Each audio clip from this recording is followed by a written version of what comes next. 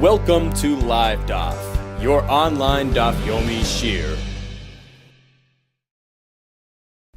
Shalom Aleichem, welcome back to today's Daf, which is Eruvin Daf Chav Daled. We are 9 lines from the top. Says the Gemara, Nita Ruba. Let's go back to a case of the Karfif, this large storage area which was enclosed Ladira, for the sake and purpose of living in it, but it has a residential purpose to it, residential use. And even if it's large in size, it's okay, because a makam which was hukaf, which was enclosed lidira, for a residential purpose, can be used and carried throughout it, even if it's large in size, even if it's greater than 2 sa. So this area which was enclosed lidira, the Brisa tells us, Nita Rubai, if most of this area is planted with trees, which provide shade and shelter, which have residential use to them, Hareu Kechatzar, so we regard this area merely like a courtyard. It still retains its residential status. It's considered to be hukaf lediru umuter, and one is certainly allowed to carry throughout this enclosure. Amar Yehuda, Amar Avimi, v'hu, provided shasuyin its tabloids, that the trees were lined up neatly, properly lined up, which makes them pleasant and inviting, and therefore is considered to be dira. It has residential value. Rav Nachman Amar, Aval pi she'ein asuyin tabloids, even if they're not lined up properly, not neatly aligned, it's okay. It still has a residential purpose to it. It provides shade, provides shelter, and therefore it's considered to be a mokaim, which is hukaf l'dir.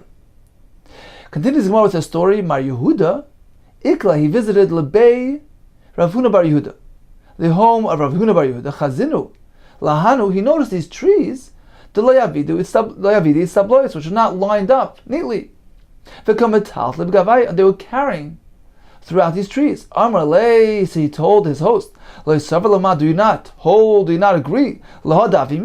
This statement that Ravimi taught us, that these trees need to be lined up neatly for them to be considered a makom of dira. Amar lei, so he responded, no, I'm not Rav Nachman spherely. I would like Rav Nachman, who does not require the trees to be lined up in a specific order. They're still considered to be a makom dira.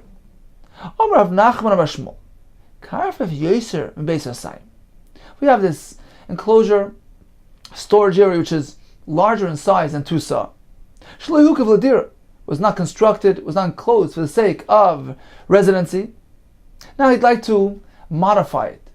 He'd like to transform it into a makom which is hukav l'dira. For instance, he has his home right next to it. He's going to open an entrance from his home to this enclosure to turn it into a makom of dira, a place of residency. Now, he can't just open the Pesach and automatically allow carrying it throughout this area. Why? Because it needs to go with a specific sequence. First, you need to have the dira there, and then create the enclosure which will service the dwelling area. So short of just demolishing the entire enclosure, there's another option of modifying it slightly, which would be considered as though he nullified the existing mechitzas, which were not constructed for the sake of dira, and he transformed it into a hekif, into an enclosure which is the dira.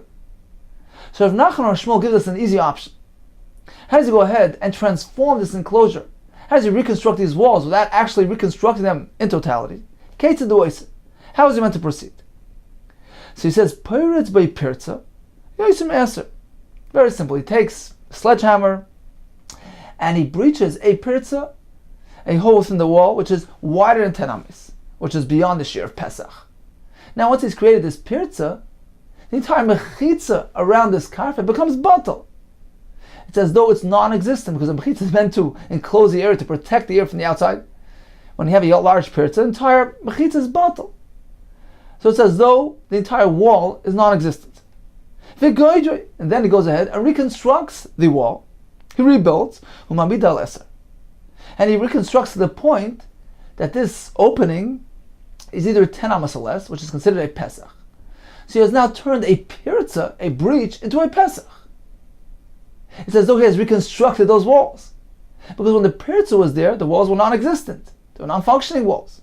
Now when he reconstructed the walls, he's repaired the breach, and he's lessened the width of that breach to 10 amas or less.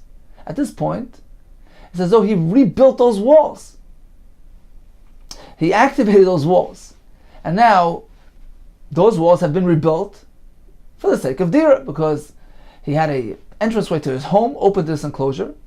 So first he created that dira, now he created the hekef. He reconstructed the walls around this enclosure by employing this method. And now we have a makom, which is hukaf ladira, in which case he can carry throughout it despite its large size. Mutter, and he's allowed to carry throughout this area. Let's take a look at Rashi inside, which is just about halfway down the Amud, smack in the middle of the page, beginning with the words Keitzad u'ois. So how is he meant to proceed with this method? Pirates by pirza yos me'eser. Once he has this large pirza, it says the mechitzas are non-existent. So once he's gotten rid of those old mechitzas, now he can reconstruct new mechitzas. L'shem dira, for the sake of dwelling. The goider, and he rebuilds, v'soisem eser pirza, closes up that breach, u'mamid al eser, till he gets to the point that it's either 10 or less. V'avike pesach. V'avike pesach, pasach or l'soy hukav, l'dira, shniftach. Now this enclosure has a status of like a case where a person opens up the home to a certain place and then goes ahead and then closes that area. Pasach or l'soy hukav, as we're going to see in the Gemara soon, that is the condition to allow carrying throughout an area. First you need pasach, you need to open the entranceway from your home to this unfenced area, then fence it, which makes it pasach or basayf hukaf. So the enclosure is servicing the dira, and therefore is considered a makab shukav ladira. So over here as well, although the wall was pre-existing, but since he demolished that wall, halachically it's non-existent when he opens that pirza. So at this point he has no walls here. He has a opening which he had also opened to his house. So he has a pesach to his house. So now he's going to reconstruct this area. It's going to be l'shem dira, to service the home as an extension of his home, which is considered to be a hekef l'shem dira. Explains Rashi, Lo'olam be'inan sheyigdor yoisem es amos. He needs to go ahead and get involved with an area which is greater than 10 amos. He needs to breach more than 10 amos and rebuild it. Why? The parts esel v'goda. If you only opened a breach of 10 amos and rebuilt that, there's no effect here. This enclosure will not be considered constructed l'shem dira. Why? Because he never destroyed the original mechitzas. He only opened a pesach there. El kamish also pesach. So he made a pesach. Dad esel lo yamav a pesach. As we know throughout this masechta many times, we learned that up until 10 amos, it's considered merely an entranceway. And mechitzah is allowed to have an entranceway. How else are you going to get in and out? So creating a pesach doesn't nullify these mechitzas, doesn't destroy the mechitzas. So you need specifically to create a pirza which is greater than 10. By doing so, he's being mavatal the original hekef, the original enclosure. Now he's going to fix that breach and bring it to either 10 or less, which makes it a proper mechitzah. It's as though he reconstructed those mechitzas, and now since this area had access to his home, so now he's constructing mechitzas around a makam dira, and the place is mutter. Continues the Gemara. That's one option. He breaches a huge pirza and rebuilds. Iboilu, so they ask the following question. What if he does it step by step, incrementally? Paratz amma v'gadar amma. He breaches an amma and repairs it. Uparatz amma v'gadar. He breaches another amma next to that repaired portion and rebuilds that. Achi shlima liyasem eser ma'u. Until in totality, the sum total of the breaches were greater than 10. What is the halacha here? Meaning, there was no one point in time where we had a pirza which was greater than 10 amos. It was one amma at a time. He broke an amma, fixed it up. Broke an amma next to it, fixed it up. So it wasn't a pirza at one time of 10 amos. But, at the end of the day, if not for the fact that he fixed up all these breaches, the original mechitza would not be a halachically valid mechitza, because a pirza yosem eser. Not for the fact that he fixed it up, at least partially, to bring it down to less than 10, you have no original mechitza here. So do we say, this is sufficient to be mavat original mechitzas, or not? What is the halacha here? Let's take a look at Rashi, which is the next Rashi, right after the one we just saw, which is actually 31 lines from the bottom of the Amud. Says Rashi, Paratz Amma, Eitzel Stima V'Godra. So he broke an Amma, and he fixed it. V'oid peretz amma etel stimas amma chadasha v'gadra. And he was peretz another amma next to the repaired portion, and he rebuilt that as well. He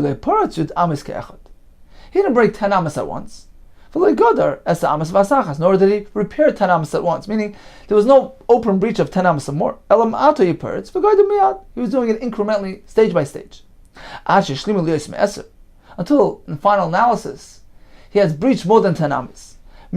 Shall we say, given the late paras, since he didn't break 10 at once. He didn't build 10 at once.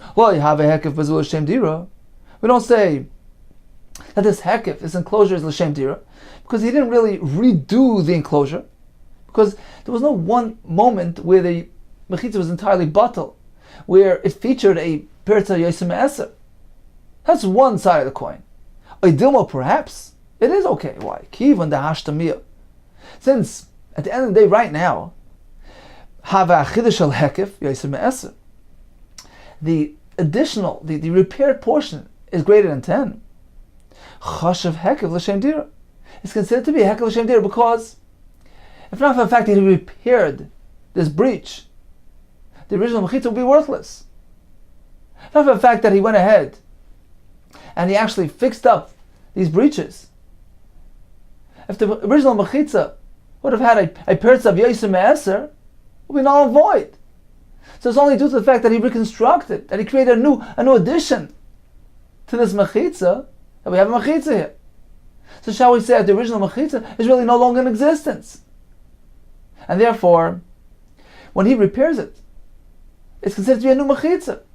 And it's hukav l'shem dira, because it was constructed for the sake of residency, because he has his house open to this area. Or shall we say, since there wasn't really one point in time that there was a pirza which was greater than 10 amas, if so, the original mechitza still retains its standing. We can't consider this as a new mechitza. There's two sides of the coin. We know if we did it all at once, it works. Does it incrementally? Shall we say that, end of the day, the original mechitza on its own will be null and void, if not for the fact that he repaired it. Then he went ahead and he lessened the pirza to 10 or less. So the original mechitza is no longer really here. Or, the fact of the matter is, there was no one point in time that it featured a great pirza, and therefore the original mechitza is still here. Continues the more Amarle. So he responded, Lav Hainu Desnan. Isn't this exactly like the halacha found in the following Mishnah? When we find that even something done in stages is considered to be a renewed entity. Kol klei bali batim, all your typical wooden utensils belonging to your typical homeowners, who are careful not to just simply discard of their kalim when they get slightly punctured. So what is the share of the neck of the puncture which will actually be mavatlet from a kli, which will no longer consider to be a kli for tuma, shi'uran krimaynim? That's only if it gets a hole the size of a pomegranate. So if the kli would allow a pomegranate to slip out of its hole, at that point it's useless and it's tar. On this halacha there was a question from Chizkiah. Let's say this kli never really experienced this large hole of a riman. Rather, it was in stages. It got a hole the size that it would allow a zayis to get through. No, a small hole, and he went ahead and he repaired it. And then right next to that original repaired spot, there was another hole that appeared the size of a zayis. And he went ahead and closed that up as well. Until the final analysis of this kli contains a repaired portion the size of a rimay. So he was mashlim the holes in the repaired portions until the point of a rimay. Now what is the halacha here? Shall we say, since this kli never really experienced a puncture the size of a rimay, so it's still a kli? Or shall we say, since at the end of the day, if not for the fact that he repaired all those holes, he would have a huge hole here. The original kli is really not functioning any longer. It's due to the repair work that we have a kli. So the original kli is already batal, and therefore can no longer be mikabel tumah. So this is the kasha, the question that Chizkiah wanted to know. Rabbi Yochanan responded, Rabbi, Shani Salanu, you yourself have taught us a similar halacha, where we see that in such a case, it would be considered a new kli. The halacha was regarding a case of tumas medrus. So Mishnah says a sandal, this is a sandal which has two aznaim, two flaps, which are very important for the functioning of the sandal. Now, fact of the matter is, if only one of them snaps off, you can still use the sandal. But if both of them snap off, the sandal is useless. So what if the sandal was used by a zav, and the sandal now becomes an avatuma? It's called midras hazav, or stepped on by the zav. It's a very stringent form of tumah. It's an avatuma, it can be tamei person. So this sandal, shenifsaka achas ma'aznav, one of its ears, one of its flaps, snapped off. V'tikna, and he repaired it, replaced it with another flap.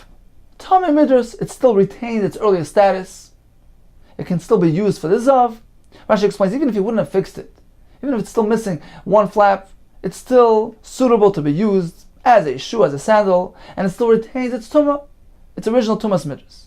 Let's say the second flap snapped off and he replaced it. Tar min midras. It is no longer tamei. Tar min midras, no longer tamei the original tumas midras. Why? Because the original kli is no longer here. Because both flaps are missing. They were replaced. Amo tamei maga midras, but it is tamei, a more lenient form of tumah, maga midras, as though it touched a midras, in which case it's a rishon tumah. Rashi explains, since as the second flap is being snapped off, the kli is actually touching it on its way out.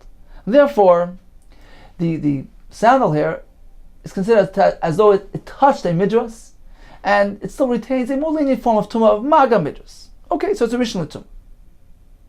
Now the question was, va'amr salah, or some have a girsa v'arminalach. We asked you, how do we understand this halach? Ma'ishna rishayna. Why when the first flap snapped off, do we say it's still a fully functioning sandal? It's still metame midras. Tokai mishniya, because the second oizen, second flap, was still present and the kli is still useful. Shniya nami. Even when the second one goes, hakai rishayna. Since he had replaced the first one, so even when the second flap snaps off, this sandal is still useful on account of the first flap which was replaced. So there's never a single point in history here where the sandal was bereft of both flaps. It always had at least one flap to it, which made it useful and functional. So why is this thing not metame midras? Why doesn't it retain its original status and still have its original tumah? And you, Chizki, explained to us the pshat in this Mishnah. Panim chadosha is bolakan. A new face has arrived, new appearance. It has a new identity. Why? Because although, you're right, there was never one point in time where this kli was not usable because it always had some sort of flap attached to it. But in final analysis of things, when the second one snapped off and you replaced it, both flaps are new flaps. If not for the fact that you replaced the flaps, the original sandal will be a non-functioning entity. So the original sandal is no longer here. This is a brand new sandal. Therefore, it doesn't anymore have the original tumah, which it received when it had its former identity. Panam chadoshes bolokan. So you're right, even though this sandal always featured at least one flap, and it could have been used at that point. It was a functioning entity. But it doesn't have its original identity, because both flaps are new. So this is Chizki responding, Rabbi Yechon responding to Chizki. He had a question regarding that kli that received many punctures incrementally. Do we say, well, it's a new thing, or do we say, well, it still retains its original identity? You yourself explained to us regarding the sandal. If we look at the present identity, we say, well, it's a new entity. It's identified as a new kli because the original kli, if not for the fact that you repaired it, would not be a non-functioning entity. So the original kli is no longer here. Chanami here as well, when it comes to the kli, which received many holes side by side, even though there was no one point in time where this kli had a shear of remind, but since, if not for the fact that he went and repaired those holes, the original kli will be a non-functioning kli. It would have a hole the size of a remind. It's a new phase that has arrived. It's a new kli. The original kli is certainly batal, and the tumah is gone. So this was Rabbi Yechon responding to Chizki, and Chizki was so impressed by this connection, by this correlation between the kli and the sandal. Korele, so he exclaimed on him, he called out on him, Leiz dein bar inish. This is not a person, this is a malach. Iked amri, some say kigoin dein bar inish. This is an example of a true person. Rashi says, Adam gadol, great person. Kigoin dein bar nash. So getting back to our question regarding the karfif, now we have a solution to our question. Just as if he breaks this large pirza, which is greater than 10 amis, the mechitzas become batal. Likewise, when he does it incrementally, he breaks an amma, repairs it, another amma, repairs it, until the total pirza is equal more than 10 amis. This too is considered to be a new entity. We consider this to be a new construction, a newly constructed karfif. The original mechitza are no longer present because, if not for the fact that he repaired it, the original mechitza would be worthless, would have a pirza greater than 10. Therefore, it's considered to be a new enclosure, a new mechitza, a new hekif. And since right now it's being done l'shem dira, it's considered to be a karfif, which is hukav l'dira, and it is mutter. Continues the Gemara, Omer Avkan, Rechava shachore ba'abatim. You have this lot behind the homes. One can only carry within 4 amas, because they're considered to be lo yokef l'dira. Since the homes are not open to these areas, they're not accessing the areas, they're not considered to be an extension of the dira of the home, it's lo yokef l'dira. And since it is larger than 2 sa, considered like a karmelis, you cannot carry throughout this area only within 4 amas. V'Rav Nachman, in pasal Pesach, let's say you did open a Pesach from the home to this rechava, now it turns into a makom hukaf l'dira, because it's servicing the home. Mutal tata b'kuloi, one could carry throughout the entire area. Pesach matir, merely the Pesach, the entranceway from the home to the rechava, grants permission to the rechava. It turns into a makom which is hukaf l'dira. V'lo yamar, continues the Gemara, this is only said elashe pasach l'basayf hukaf. If it went in this sequence, first he opened the entranceway from the home to the lot, and then l'basayf hukaf, then it was enclosed. In which case it's considered to be a place which services the home. It's a makom which is hukaf l'dir, has residential value. Aval, but if it's in the reverse, hukaf, first it was enclosed with a mechitz. L'basayf pasach, and then he opened this Pesach from that enclosure to the home. Loi, it doesn't work, because the actual time, the moment when the mechitzas were constructed, it needs to have residential value, residential use.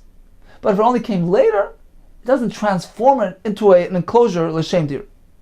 Says the Gemara, if that's the case, pasach b'seif hukaf pshita. So if he's merely telling us that when you open it and then you enclose the area, it's fine, isn't that self-evident? Why would I think otherwise? What's Rav Nachman coming to teach us? Like tzricha must be speaking about a case, you have a threshing area behind the home.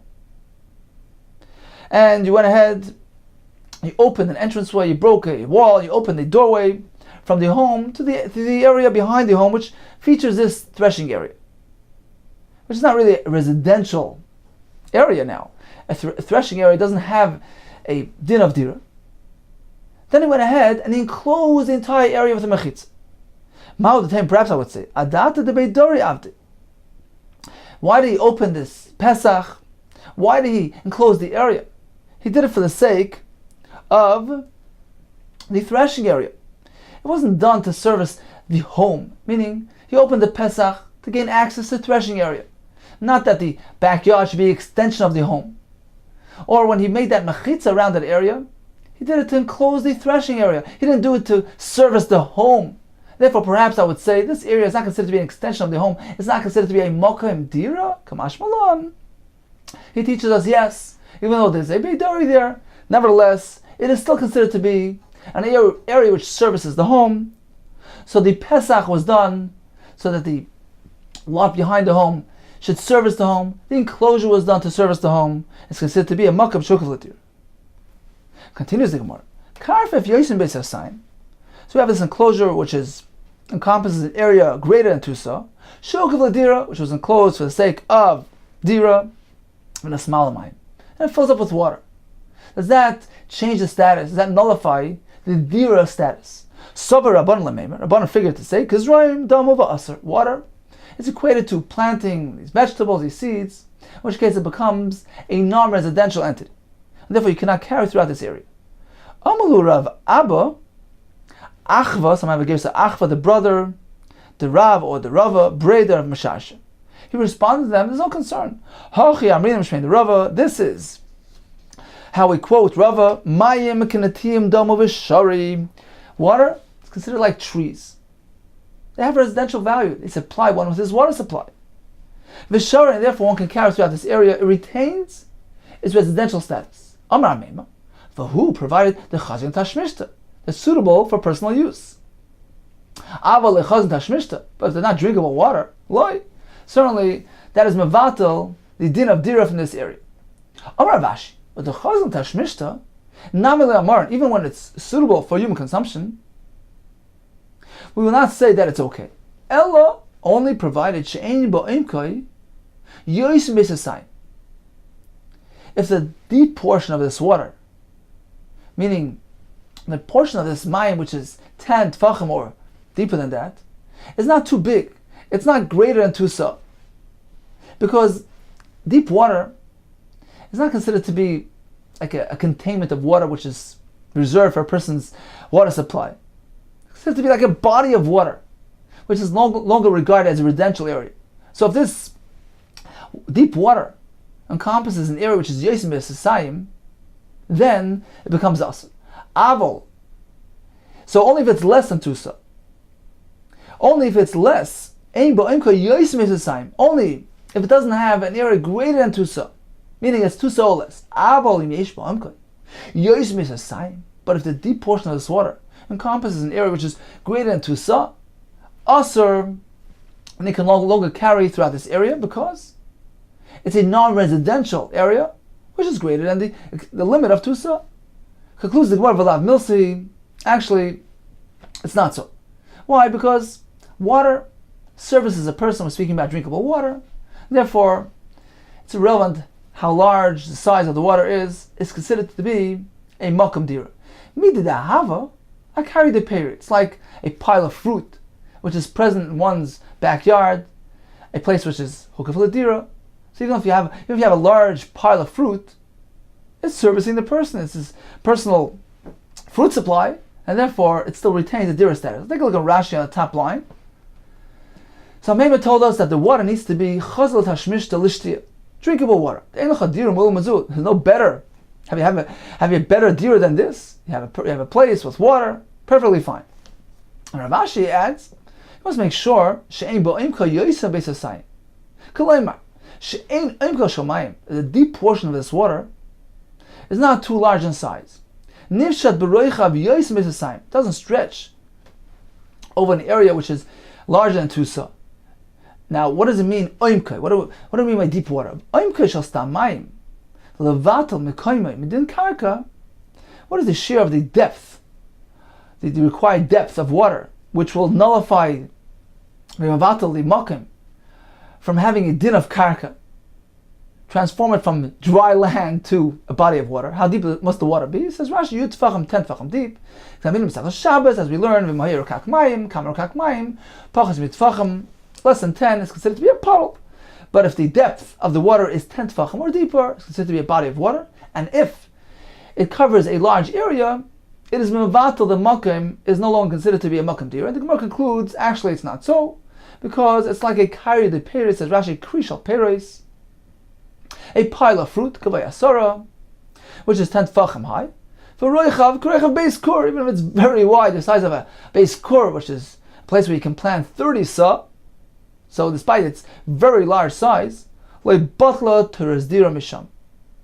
The teres dira, the residential status of this location, has not become nullified. Likewise, drinkable water is equated to fruit, and therefore it's irrelevant how much water is present in this area is considered to be a makom which is hukav. So in conclusion, we learned several halachas regarding a karfef. We began was a karfef which was enclosed l'shem dira, for sake of residence. So if it is nita rubai, it's mostly planted with trees, it's still mutter because trees provide shade and shelter, and it still retains its residential status. Whether those trees need to be conformed, lined up, kids tabloids, to make them pleasant and inviting. One shita requires it, other shita says trees are trees, regardless of their position and configuration. The place is still considered to be a makam dira. We had a case of a karfif, which is actually not hukaf ladira. Now he's trying to transform it into a makam which is hukaf ladira. So, one or two options. Either he breaks down the entire machitza and reconstructs it. It's a more easier, more convenient method as follows. He goes in and makes a pirza which is larger than 10 amis, and encloses that pirza. So now he's created a new machitza, because at the point where, when there was a pirza there, the machitzas were batal. So by reconstructing, by repairing that pirza, he has reconstructed those machitzas and given them a new status. And since his home is now open to this enclosure, it's considered to be a hukav litir. More discussed the case where he did it in stages. Paratzama v'gadar amma. Paratzama v'gadar amma. In this case as well, the Gemara concluded is mutter, because not for the fact that he repaired that breach, the original mechitza without the repair would be null and void. So it's considered to be panam chadasha bolokan, a new face, a new identity has arrived, and these mechitzas are considered to be constructed anew, and since it's being done l'shem dira, it's considered to be hukaf l'dira and mutter. Gemara tells us a rechava which is behind the homes is considered to be lo hukaf l'dira. If a person opens a passageway from his home to the back of the home, and then milbasayif hukaf, and then the area is enclosed, it's considered to be mukaf l'dira, and it's mutter. The Gemara tells us the chiddush is, even if there's a beidori present in the backyard, we say, well, it's still considered to be hukaf l'dira, it's servicing the home, and it's mutter. The Gemara tells us that a large area, which was hukaf l'dira, and experienced an influx of water. The Gemara tells us, even if the mayim, provided the mayim is running the shtiya, it is suitable for personal use, personal drinking use, then the area still retains its dira status. And even if this body of water encompasses an area which is greater than 2 sa, the area still retains its dira status, regarded as a water supply for personal consumption. The Gemara compares it to a pile of fruit. Continues the Gemara. Hahi rechava, there was a certain lot, this enclosed area, which was larger than 2 sa. It was a makom which was loy hukaf l'dira, wasn't enclosed for residential purposes. It's considered to be a karmelis. The havoy b'pum nahara, which was present in this town of Pum Nahara. The chad gisa have a pasech l'masa. One side of this rechava had access to the city. The chad gisa have a pasech l'shlosh kramim. The other side of this rechava had access to a path running through the vineyards. Now, Rashi explains that there were diyurim there were residencies in the Shvil Shel Kromim area. So there were homes there which were actually using that pathway. So we had a rechava in the middle, this large enclosed area, which was lo yukaf l'dira, wasn't enclosed for residential purposes. Off to one side we have a mavoi, which is being used by the members of the city, which is starting from Rosh Hashanah on one side, which has a Tzuras HaPesach there, to enclose that side. So this Mavi technically has 3 mechitzas, one on either side, and a Tzuras HaPesach, a configuration of a doy at the Rosh Hashanah. So this gives it 3 mechitzas. The problem is, the Mavi is totally exposed to a karmelis, to the Rechava. It's missing a wall. There's no Pesach there. So that makes the Mavi Asur B'tiltal. We know that we have an area which is exposed to another area which is Asur B'tiltal, like a karmelis.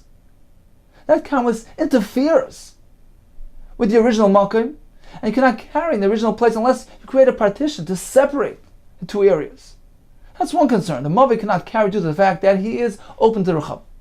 On the other side of the Rechav, there was a shvil, a pathway running between the vineyards, which featured homes in the area, was a place of residence, and the Gemara tells us a shvil shel kramim have a salik l'gudad nahara. That pathway, that shvil shel kramim, actually led into the gudad nahara. So nahara is the river. There was a gudad nahara, a river bank, a steep river bank which created a mechitza. So just as the Mavi had 3 mechitzas, the Shvil also has 3 mechitzas, 2 walls, 1 on either side. And then at the riverside, there's a mechitza there as well. Problem here is that he too is exposed to the Rechava, which is a Karmelis. So this created concern all throughout this area. The Mavi can't carry it, the Rechava certainly can't carry it because it's an area greater than 2 sa, which is not enclosed to the Shem Dira. Likewise, the Shvil can't carry, although he's enclosed on 3 sides because he's exposed, he's connected to the Rechava. So what are we meant to do to allow carrying throughout the area? What should we do? Perhaps we can use the following method. Let's build another mechitza on top of the riverbank. And that's going to be l'shem dira, meaning from now on, going forward, the people of the Shvil want to actually use the Rechava. They want to make use of that large square in the middle. The problem is, the walls around the Rechava were constructed for a non-residential purpose, lo yikav l'dira. The fact that they're using it now doesn't transform those mechitzas. As we learned earlier, it needs to go in stages. First, you need to use the area, then you can enclose it, l'shem dira. So the fact that the residents living in the Shvil would like to use the Rechava, that's step number 1. They'd like to use it, l'shem dira. But now you need to transform the mechitzas somehow, to reconstruct the mechitzas, l'shem dira. How's he going to do it? It says Abai, perhaps we can use the following method. Add another mechitza at the end of the Shvil where he meets the Nar. Now creating that mechitza, l'shem dira, he's enclosing the Shvil and also the Rechava, which is inside it. Because right now the Shvil and the Rechava are going to be one and the same usage area. It's one continuous usage area because they want to use the Rechava. So let's regard the Shvil and the Rechava as one area, one makom, and the mechitza, which is placed at the entranceway to the Shvil, where he meets the Nar, that additional enclosure would be considered to be a hekef, like he's constructing, he's enhancing, he's modifying the enclosure l'shem dira, and that will positively affect the Shvil and the Rechava together, will turn the whole area into a makam which is hukaf l'dira. Again says Omar Abaye, hey Chinav, what should we do? Le'avad le'mechitza gud nahar, should we place a mechitza atop the riverbank? That won't work. One can't make a mechitza on top of another mechitza. It's useless. There is a pre-existing mechitza there at the riverbank. You've done nothing by adding another mechitza on top of it. So then options off the table. Says more Pesach. Let's create a tzuras Pesach. Apuma, the Shvil Shel Kromim. Let's put a tzuras Pesach at the mouth of the Shvil Shel Kromim, where the Shvil meets the Rechava. At that point, where they meet each other, let's create a tzuras Pesach, which will block off, create a halachic stima, halachic blockage to that opening. By doing so, you are enhancing, you are modifying the enclosure of the Rechava as well, and turning it into a reconstructed mechitza l'shem dira. Says more, that won't work for practical reasons. Also, gamli, the camels will come along, the ones that access the river through the pathway. Shadinle, they'll go knock off this tzuras Pesach. It won't really endure. It won't really remain in place. Therefore, practically speaking, we can apply this method. Ela Abaye, rather, let's apply the following eitzah. Le'aved lechi apisal l'shvil shel kromim. Let's apply a lechi at the entranceway where the Shvil meets the Rechava. Now, although we're speaking about a entranceway which is 10 amos or less, it's not really a pirza. But this lechi here, which is benefiting the Shvil, because the Shvil it's like a mavi, which is opened, which has been breached to a karmelis, the Rechava, it requires an additional closure. It requires that lechi to allow carrying within the Shvil. So in the Rabban we consider this lechi like an enclosure, like sort of a mechitza. So since it is effective for the Shvil, it's considered to be an enhancement, a completion of the enclosure of the Shvil. It's not considered to be enclosed on 4 sides. The migu de mahani l'shvil shel kromim, just as it's effective, beneficial for the Shvil, we regard this lechi as an enclosure like a mechitza. And mahani nami l'rechava, it can also be effective, aid and benefit the Rechava. If it works for one side, for the shvil it's considered to be an enclosure, that concept can be applied to the rechava as well. Meaning, it's considered to be an enhancement, a modification of the mechitza surrounding the rechava. It's as though you added, you modified, you enhanced, you improved the mechitzas around the rechava, l'shem dira, for the purpose of residency. So now this entire rechava is considered to be hukaf l'dira, and you can carry throughout the rechava, and carry throughout the entire area, which are open to the rechava. That's Abaye's approach. So the first question was, who created mechitza by the nar? No, that certainly can't be done because there's already a pre-existing mechitza there. Should we make a Tzuras HaPesach where the shvil meets the rechava? And since that Tzuras HaPesach provides enclosure for the shvil, it will provide an enclosure, an enhanced enclosure of the rechava as well. It's as though he modified the mechitzas around the rechava l'shem dira, transformed the heck of l'shem dira, which permits carrying throughout the rechava. That won't work for practical reasons because the camel will toss it down. The third option was that he places a lechi where the shvil meets the rechava, which creates closure for the shvil and will create closure for the rechava, turn it into a hook of ladira enclosure, which permits carrying throughout it. Amalei Rava, I agree, in principle this would work, but there's another concern. If you place a lechi at that point, perhaps the observers won't realize that this shvil is a mavi sasim, working with the premise that the shvil is enclosed on three sides. It only needs a lechi to complete that enclosure. How does that have three mechitzas? Very simple. One wall on either side, and that mechitza of the Gud of the Nahara, that riverbank, that steep bank. Rava maintains perhaps the observers won't realize that there's a mechitza by the river. And they'll say, this is an open-ended shvil. It's a mavi mafulish. It's open on both sides. A lechi is sufficient for this type of mavi? This will create confusion. Amalei Rava Yomer, people will say, lechi moil shvil shel kram da'alma. A lechi can be effective to close up a shvil shel kram da'alma, your typical pathway running along the vineyards, which is open on either side. In that case, certainly just one lechi on one side is ineffective. It's ineffective because this shvil is open on both sides. You need to have a Tzuras HaPesach on one side to close it up on three sides, and then add the lechi if you like. This can create confusion. Therefore, says Rava, we can't apply the lechi here. Elam Rava, rather, we do as follows. Avdinin lechi, lepischa damasa. We place a lechi, lepischa damasa, at the opening of the mavi. Masa means the city, so the mavi is servicing the city. So he means placing a lechi where the mavi greets the rechava. Now that mavi is certainly a properly enclosed mavi. All see it has two walls, plus the Tzuras HaPesach, where the mavi meets the Rishus Harab. So it's perfectly enclosed on three sides. The problem is merely that it's exposed to the rechava. So place a lechi there, which will create that enclosure to the mavi. It will separate it from the rechava. Now, once the lechi is considered to be like a mechitza, it closes up that Pesach to benefit the mavi. It separates the two entities. The migu de mahani lelechi lemasa. Since this lechi works for the mavi, it's considered to be like sort of a mechitza here. Mahani nami l'rechava. It would also serve and benefit the rechava. Meaning that, since halachically we regard this lechi like almost like a mechitza, it's closing up the doorway to the mavi. So if it works for one side, it's considered to be like a mechitza for the rechava as well. And now he's enhanced and modified the mechitzas around the rechava, l'shem dira.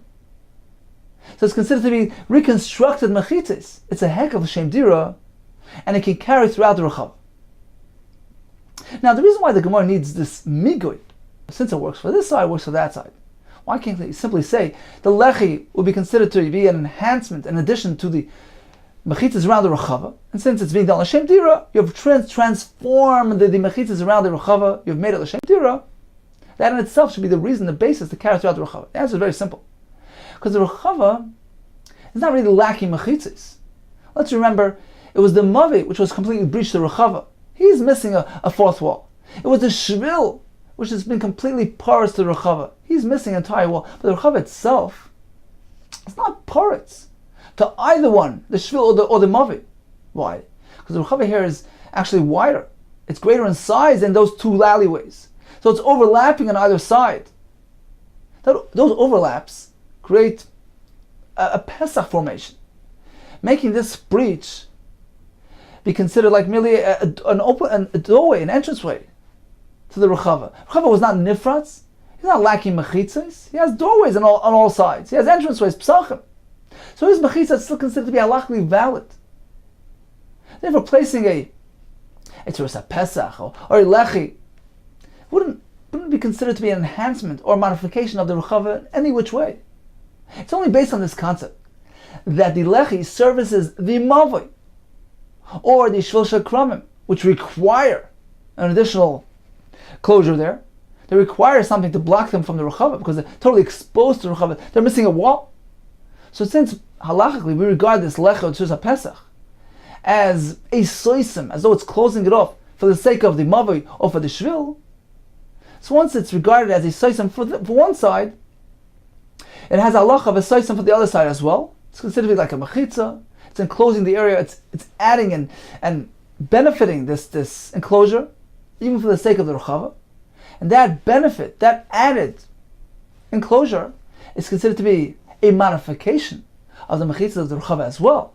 And since now it's being done l'shem dira, because the members of the Mavi would like to use this Rechava, members of the Shvil would like to use this Rechava, so it's enclosing it now l'shem dira, it's considered to be a makom hukav l'dira, and you can carry throughout this Rechava despite its very great size. So we have Abaye's approach and Rava's approach.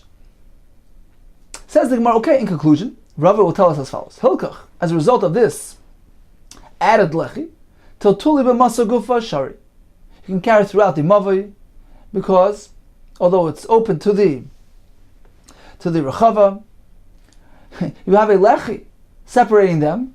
So even if the Rechava would be aser, now you have a lechi, which is separating the Mavi, considered to be a separate entity, you can carry throughout the Mavi. But Rechava gufa shari, you can carry throughout the entire Rechava, because you enhance the mechitzas, you turn it into a hukav l'dira. What about carrying from one to the other? Mimasal Rechava, from the Mavi to the Rechava, or Rechava l'masal, from the Rechava to the Mavi. Can you carry from one to the other or not? Pligi bar Rav Acha Ravina is a machlekes between Rav Acha Ravina. Chad asar, chad shari. One shita did not allow transferring from the Mavi to the Rechava, but chad shari, one did allow. Explains the Gemara. Man the shari, the shita that allowed. Why is that? Very simple. To look at the urine. There are no residents living in this Rechava, which would require establishing an Erev Chatzeris between the Rechava and the Mavi. Uman the asar, the one that did not allow, he says, look, in the present there's no concern here. There are no residents in the Rechava. So you can transfer from the Mavi to the Rechava, but he's concerned about the future developments. Zimnin the Hava B'Diyurin, perhaps, could be a time that there will be Diyurin in this Rechava, which will require Erev Chatzeris to be established in order to allow transferring from the Mavi to the Rechava. V'asla to Tuli, he may come to continue transferring and carrying from one area to the other, despite the fact that there are residents present in the Rechava, without making an Erev Chatzeris. Therefore, he did not allow transferring from the Mavi to the Rechava and vice versa. Okay, time for a brief review of today's daf. We began with a karfif, which was hukav l'dira, and was mostly planted with trees. One can continue carrying throughout this area. Trees provide shade and shelter, considered to be residential entities.